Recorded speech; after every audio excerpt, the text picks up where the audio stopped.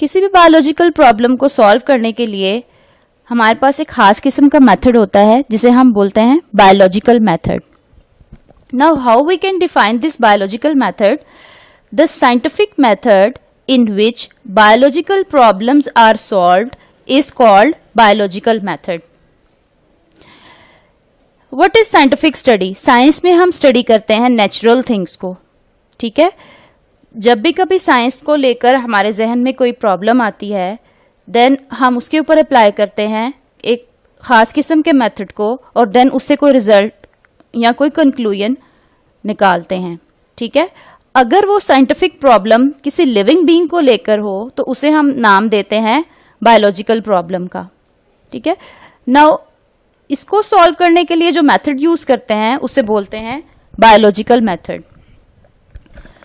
अब देखना है कि कौन कौन से स्टेप्स जो हैं वो इन्वॉल्व हैं किसी भी बायोलॉजिकल प्रॉब्लम को सॉल्व करने के लिए. Steps of solving a biological problem. ठीक है, वन बाय वन देखते हैं इन स्टेप्स को. Number 1, recognition of a biological problem. Second पे आती है हमारे पास ऑब्जर्वेशंस. नंबर 3 पे आ जाता है हाइपोथेसिस फॉर्मुलेशन. नंबर 4 पे डिडक्शंस. नंबर 5 पे experimentation. Number 6 is the result and last पे आता है रिपोर्टिंग द रिजल्ट.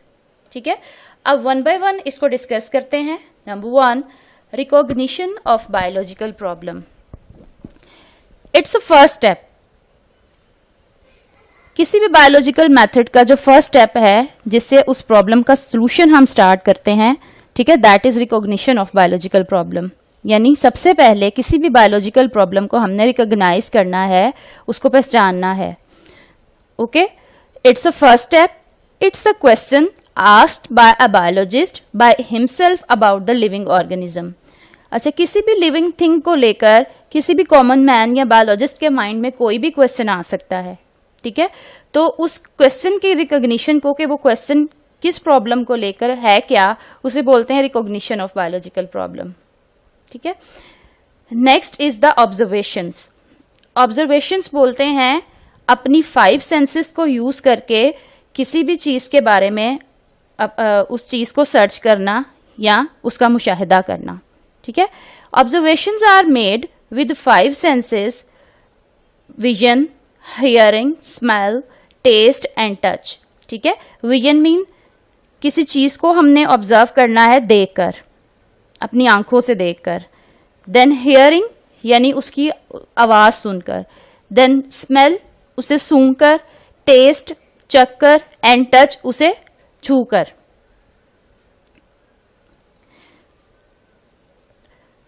अब ये जो ऑब्जर्वेशंस हैं इनके हमारे पास 2 टाइप्स हैं, quantitative and qualitative. Quantitative is derived from quantity. ठीक है, quantity means these are measurable quantities. ठीक है, क्वांटिटेटिव जो टाइप है ऑब्जर्वेशन की वो मेजरेबल होती है. मेजरेबल मीन्स कि उसको नापा जा सकता है, उसे मेजर किया जा सकता है. अच्छा, इसके कंपैरिजन में क्वालिटेटिव को देखें तो qualitative is derived from quality. ठीक है, तो क्वालिटेटिव जो ऑब्जर्वेशन है these can not be measured. इनको मेजर नहीं किया जा सकता, मापा नहीं जा सकता. क्वांटिटेटिव जो हैं observations, these are represent in terms of numbers and in variables. ठीक है, हम किसी भी चीज की क्वांटिटी को नंबर्स में लिख सकते हैं. फॉर एग्जाम्पल, कोई भी हमारे पास लिक्विड या सॉलिड चीज है तो हम उसको नंबर में मेंशन कर सकते हैं. ठीक है, लाइक 1 लीटर और 2 लीटर और 1 kg और 2 kg. And these are in variables. और ये नंबर फिक्स होता है, इसमें कोई स्केल प्रेजेंट नहीं होता, यानी हमारे पास कोई रैंक प्रेजेंट नहीं होता कि 3 कम है, 3 से कुछ ज्यादा है, लाइक दिस. इसके कंपैरिजन में अगर क्वालिटेटिव ऑब्जर्वेशंस को देखें तो दीज आर वेरिएबल, मीन्स के ये वेरिएबल हैं. लेस एक्यूरेट, ये बहुत ज्यादा एक्यूरेट नहीं होती. क्वांटिटेटिव ऑब्जर्वेशंस जो हैं वो ज्यादा एक्यूरेट होती हैं, जबकि क्वालिटेटिव में एक्यूरेसी कम पाई जाती है. ठीक है, These represent the quality. Example देखते हैं तो एग्जाम्पल के साथ हमें ये टर्म्स ज़्यादा अच्छे से क्लियर हो जाएंगी. फॉर एग्जाम्पल क्वांटिटेटिव वाइज देखा जाए तो we said freezing point of water is 0 degree and boiling point of water is 100 degrees. ठीक है, हमें पता है कि जो पानी है वो बर्फ में चेंज होता है 0 डिग्री के ऊपर और 100 पे वो बॉयल करता है. क्वांटिटी के अकॉर्डिंग क्वालिटी के अकॉर्डिंग देखा जाए तो हम बोलेंगे the freezing point of water is colder than the boiling point. You can note that यहाँ पे हमारे पास एक खास नंबर दिया गया है. हमने क्वांटिटी को एक खास नंबर से मेजरमेंट को यहाँ पे मेंशन किया है. Like 0 is a number and 100 is a number. ठीक है, एंड दिस इज फिक्स. 0 जो डिग्री है वो फिक्स है कि इस पे ही वाटर फ्रीज होता है और 100 डिग्री इज द फिक्स कि इस पे ही वाटर बॉयल होता है. तो दीज आर द इनवेरिएबल्स. ठीक है, अच्छा जी, अगर क्वालिटेटिव ऑब्जर्वेशन के अकॉर्डिंग देखें तो we don't tell here the degree of the temperature. हमने नहीं बताया कि 0 पे जो है वो पानी फ्रीज होता है और 100 पे बॉयल होता है, बल्कि हम इसको क्वालिटी के टर्म में बता रहे हैं कि फ्रीजिंग वाटर जो है, freezing point of water colder होता है. We just tell here the quality, not number. हमने यहाँ पे क्वांटिटी नहीं बताई, हमने नंबर नहीं बताया. Then boiling point. ठीक है, तो freezing point of water is colder than the boiling point. और इसकी एग्जाम्पल्स देखें क्वालिटेटिव ऑब्जर्वेशंस की, तो एग्जाम्पल आ जाती हैं हमारे पास ब्यूटी, लाइक इंटेलिजेंस. ठीक है, तो ये क्वालिटीज हैं. नेक्स्ट स्टेप की तरफ चलते हैं, that is formulation of hypothesis.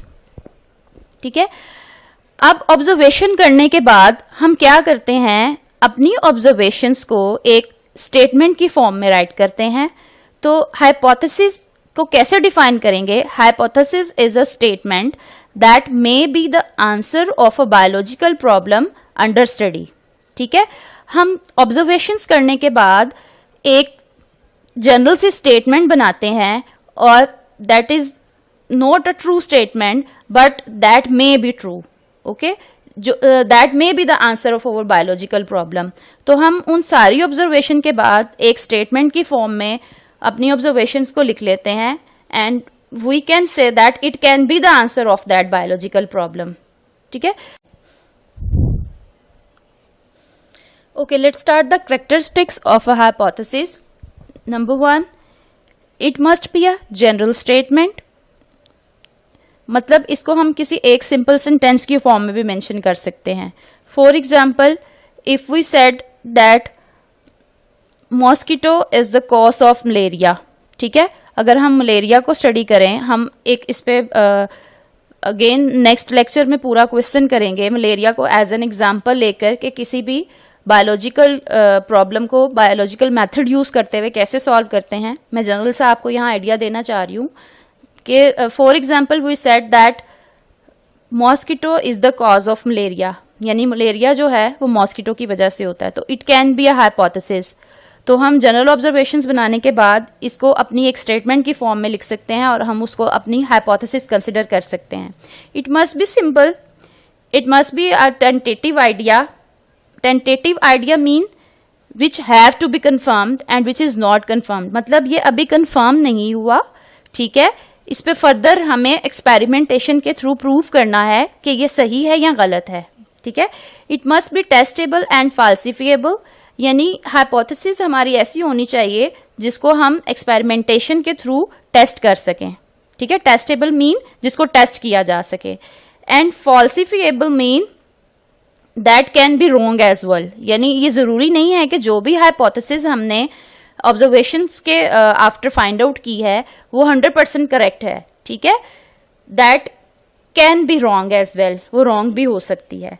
Number 5, agree with the available observation. यानी हमने हाइपोथेसिस जो हमने ड्राइव की है वो जितनी भी हमारी प्रीवियस ऑब्जर्वेशंस थी उससे रिलेट करती है. Let's move towards the next point, that is deduction. What is deduction? Deduction is a logical conclusion drawn from the hypothesis. ठीक है, हमने ऑब्जर्वेशन के बाद एक जनरल स्टेटमेंट ड्राइव की, दैट इज हाइपोथेसिस। ठीक है, हाइपोथेसिस से हमने नेक्स्ट क्या किस स्टेप पर आए, हम आए डिडक्शन पे। और डिडक्शन है क्या, this is a logical conclusion. Logical conclusion mean we can say that it's a reasoning. ठीक है, it contains if and then. For example, हम मलेरिया की ही एग्जाम्पल ले लें। वी सेड के मलेरिया जो है that is because of the mosquito, वो मॉस्किटो की वजह से है। मॉस्किटो स्प्रेड करता है मलेरिया को, और मॉस्किटो के अंदर जो प्रेजेंट होता है plasmodium, that is the reason for the transmission of this malaria. ठीक है, तो इफ एंड देन हम यहाँ यूज करते हैं अपनी रीजनिंग बताने के लिए इस बायोलॉजिकल प्रॉब्लम को लेकर। ठीक है, if plasmodium is the cause of malaria, ठीक है, I am using here the if plasmodium is the cause of malaria, then every patient must have the plasmodium in the blood। जो जितने भी malarial patient हैं, अगर हम उनको study करें तो उनके ब्लड के अंदर लाजमी प्लाज्मोडियम प्रेजेंट होना चाहिए। ठीक है, तो it's a reasoning actually. Deductions are tested through experiments. ठीक है, डिडक्शंस को हम टेस्ट करते हैं एक्सपेरिमेंट्स के थ्रू। कभी भी कोई भी साइंटिफिक वर्क को हम बगैर एक्सपेरिमेंट के प्रूव नहीं कर सकते। ठीक है, किसी भी साइंटिफिक मेथड जो है उसको अच्छे से करने के लिए हमें एक्सपेरिमेंट्स करने होते हैं। If a hypothesis is taken true, अगर तो वो हाइपोथेसिस ट्रू मान ली जाती है तो फिर हम क्या करते हैं, उसे it is use to drawn result from it, then हम उसे फर्दर प्रोसेस करके यानी उस पर एक्सपेरिमेंट्स करके उससे फाइनल अपना रिजल्ट फाइंड आउट कर लेते हैं। And in the deduction we are using the use of if and then। okay, इसमें हम जो लॉजिक यूज करते हैं that is if and then। now we said that के डिडक्शन जो है हम वो किसी भी हाइपोथेसिस से ड्राइव करते हैं, और इसमें हम बेसिकली रीजनिंग बताते हैं, कॉज बताते हैं। तो हम इसको कैसे प्रूव करते हैं या टेस्ट करते हैं, थ्रू द एक्सपेरिमेंटेशन। ठीक है, किसी भी डिडक्शन को फाइंड आउट करने के लिए हमें क्या करना होता है, एक्सपेरिमेंट्स करने होते हैं। तो नेक्स्ट पॉइंट की तरफ चलते हैं, that is the experimentation. So experimentation is the most basic step. ये सबसे बेसिक हमारा स्टेप होता है एक्सपेरिमेंटेशन का, जिसने प्रूव करना होता है कि इधर हम लोगों की जो हाइपोथेसिस है वो ट्रू है या फॉल्स है। ठीक है, use to check if hypothesis is true और नॉट। तो एक्सपेरिमेंटेशन करके हम क्या प्रूव करते हैं, हम ये चेक करते हैं कि हमारी हाइपोथेसिस जो है वो सही थी या गलत थी। Experimentation is also use to check which hypothesis is correct. यानी हाइपोथेसिस इज नॉट मस्ट कि हमारे पास एक ही स्टेटमेंट हो, इट कैन बी 2 और मोर देन 2 इवन। हमारे पास ये एक या एक से ज्यादा स्टेटमेंट्स भी हाइपोथेसिस की फॉर्म में आ सकती हैं। ठीक है, तो हमें क्या करना होता है, फिर हर हाइपोथेसिस पे एक्सपेरिमेंट्स करके उसको चेक करना होता है। Incorrect hypothesis is rejected and correct is accepted. अगर तो हाइपोथेसिस हमारी इनकरेक्ट निकल आए तो हम उसको रिजेक्ट कर देते हैं, मतलब फर्दर उसको प्रोसेस नहीं करते और उस पर नेक्स्ट स्टेप अपने अप्लाई नहीं करते। और अगर हमारी हाइपोथेसिस करेक्ट हो और उसे एक्सेप्ट कर लिया जाए तो उसे नेक्स्ट स्टेप से गुजारा जाता है और फर्दर प्रोसेस किया जाता है। Accepted hypothesis provide a way to test its validity. अब हमारी हाइपोथेसिस जब ट्रू हो गई और एक्सेप्ट कर ली गई, देन हमें उसको वैलिडिटी के टेस्ट से गुजारना होता है, उसको प्रूव करके दिखाना होता है कि वाकई में हमारी ये हाइपोथेसिस जो है ये करेक्ट है। एक्सपेरिमेंटेशन के रिगार्डिंग देखा जाए तो हम इसको 2 ग्रुप्स में डिवाइड करते हैं। One is the experimental group, another is the control group. Now what is the difference between 2? जब भी हम कोई एक्सपेरिमेंट परफॉर्म करते हैं तो हमें कंपेयर करना होता है अपने एक्सपेरिमेंट ग्रुप को एक कंट्रोल ग्रुप के साथ। एक्सपेरिमेंटल ग्रुप कौन सा होगा, यानी वो वाला ग्रुप जिस पे हम एक्सपेरिमेंट परफॉर्म कर रहे हैं। और कंट्रोल ग्रुप कौन सा होगा, ये वो ग्रुप होगा जिसके साथ हमने अपने एक्सपेरिमेंट के रिजल्ट को कंपेयर करना होगा। फॉर एग्जाम्पल, अगर हम यहाँ मलेरिया के एग्जाम्पल ले रहे हैं तो हम एक्सपेरिमेंटल ग्रुप में अफेक्टेड पीपल को रखेंगे, यानी वो लोग जिनको जो कि मलेरिया के पेशेंट्स हैं, ठीक है, which are suffering with the malaria, जिनको मलेरिया हो चुका है। और कंट्रोल ग्रुप के अंदर अगर देखा जाए तो ये ग्रुप होगा उन लोगों का विच आर अनअफेक्टेड ग्रुप, ठीक है, which are the healthy person, मतलब उनको मलेरिया नहीं हुआ, they are not suffering with the disease of malaria. तो हम लोगों को ये एक्सपेरिमेंट करते हुए कंट्रोल ग्रुप को लाजमी कंसिडर करना होता है ताकि हम अपने रिजल्ट्स का कंपैरिजन कर सकें कंट्रोल ग्रुप के साथ। ओके, नेक्स्ट एक्सपेरिमेंटेशन के बाद स्टेप पे चलते हैं, that is summarization of the result. जो भी हमने ऑब्जर्वेशंस की, हमने उसके बाद एक्सपेरिमेंटेशन के थ्रू डाटा कलेक्ट किया, उस डाटा को कलेक्ट करने के बाद हमें किसी भी टेबल की फॉर्म में या चार्ट की फॉर्म में उसको हम कलेक्ट करते हैं। देन फर्दर उस डाटा को हमें स्टैटिस्टिकली एनालाइज करना होता है to draw the conclusions, means कोई किसी भी मैथमेटिकल टाइप फॉर्मूलाज अप्लाई करके उसके ऊपर फाइनल हमें फिर उससे रिजल्ट फाइंड आउट करना होता है। Then reporting the result.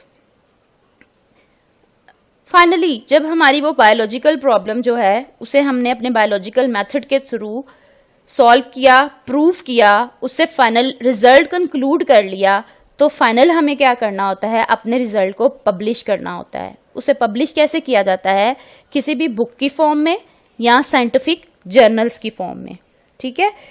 इसका फायदा क्या होता है, इसका फायदा ये होता है that it allows other people to verify the results और apply the knowledge to solve the other problems, यानी बाद में आने वाले लोग भी इससे फायदा उठाते हैं और वो अपनी दूसरी बायोलॉजिकल प्रॉब्लम्स को लेकर वो यही मेथड को या इसी रिजल्ट को फर्दर वेरीफाई कर सकते हैं या अपनी बायोलॉजिकल प्रॉब्लम को सॉल्व करने के लिए यूज कर सकते हैं। ओके स्टूडेंट्स, नेक्स्ट हम देखते हैं एक फ्लो चार्ट की फॉर्म में अपने इन सारे स्टेप्स को। फाइनली बायोलॉजिकल किसी भी प्रॉब्लम को सॉल्व करने के लिए स्टेप वाइज ये फ्लो चार्ट देखा जाए तो नंबर 1 पे हमारे पास आ जाती हैं ऑब्जर्वेशन जो हम करते हैं अपनी 5 सेंसेस को यूज करते हुए। देन इन ऑब्जर्वेशंस को करने के बाद एक जनरल स्टेटमेंट ड्राइव करते हैं जिसको हम नाम देते हैं हाइपोथेसिस का, ठीक है। देन हाइपोथेसिस से हम नेक्स्ट जो ड्रॉ करते हैं दैट इज डिडक्शन, मीन्स अपनी रीजनिंग बताने के लिए, that is if and then, the use of if and then. Then इन डिडक्शंस को हम प्रूव करते हैं थ्रू एक्सपेरिमेंटेशन, इसके ऊपर एक्सपेरिमेंट्स करके फाइनली हम अपना डाटा कलेक्ट करके उसको ऑर्गेनाइज करते हैं और अपने डाटा को ऑर्गेनाइज करने के बाद फिर हम उसे मैथमेटिकली या स्टैटिस्टिकली उससे अपना रिजल्ट फाइंड आउट करते हैं, ठीक है। तो अगर तो ये हमारी हाइपोथेसिस जो है फाइनल रिजल्ट आने के बाद करेक्ट प्रूव हो जाए तो प्रूव होने के बाद वो हमारी थ्योरी बन जाती है एंड थ्योरी से वो बन जाता है लॉ या प्रिंसिपल, ठीक है। और अगर वो प्रूव नहीं होती, इफ इट इज रॉन्ग, ठीक है, तो फर्दर स्टेप से उसको नहीं गुजारा जाता बल्कि अगेन उसको ऑब्जर्वेशंस के थ्रू दोबारा से स्टडी किया जाता है।